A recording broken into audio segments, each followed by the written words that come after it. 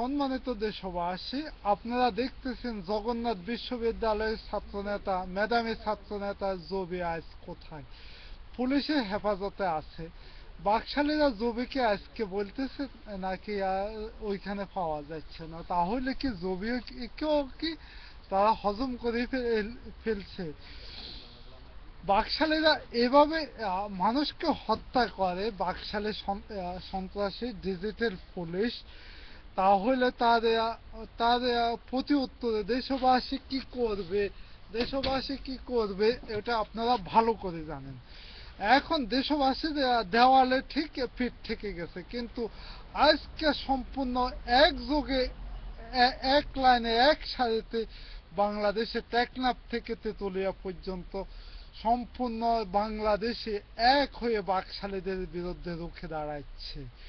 বাকশালীরা এখন বাকশালীরা বাকশালী পুলিশেরা বলতেছে তাদের এক সময় বলেছিল তারা সব ক্ষমতার অধিকারী। আজকে কেন তারা তাদের নিরাপত্তা চাইছে? আর কয়েকদিন পরে কুকুরদের কি অবস্থা হবে ওটা কুকুররা ভালো করে জানে। আমরা আমরা আমি সব সময় বলেছি, এখনো বলতেছি, রক্তের বদলা রক্ত হবে, লাশের বদলা লাশ, খুনের বদলা খুন, লুটের বদলা লুট।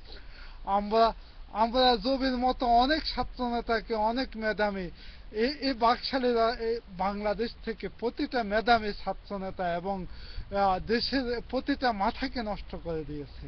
কিন্তু এর প্রতিশোধ আমরা নেবই বিচারের মাধ্যমে, কিন্তু বাকশালী কায়দায় নয়। সম্মানিত দেশবাসী, আপনারা ভালো করে জানেন বাংলাদেশ জাতীয়তাবাদী সবসময় দেশ এবং জাতির পক্ষে এবং অন্যায়ের বিরুদ্ধে প্রতিবাদী কণ্ঠস্বর এবং ন্যায় বিচার করে। কিন্তু আমরা এই বাকশালীদেরকে আইনের আওতায় আইনে ঠিক ন্যায় বিচার করব। কিন্তু এই ডিজিটাল সন্ত্রাসী করেছে সন্ত্রাস বিদেশে যদি পালাই থাকে, কিন্তু বিদেশ থেকে আনার ব্যবস্থা এই আইনে স্বাক্ষর করেছে ডিজিটাল সন্ত্রাসী। কিন্তু এই ডিজিটাল সন্ত্রাসী বিদেশে পালাই থাকতে পারবে না। আমরা তাদেরকে অবশ্যই আইনের আওতায় আনবো। খোদা হাফেজ। বাংলাদেশ জাতীয়তাবাদী জিন্দাবাদ।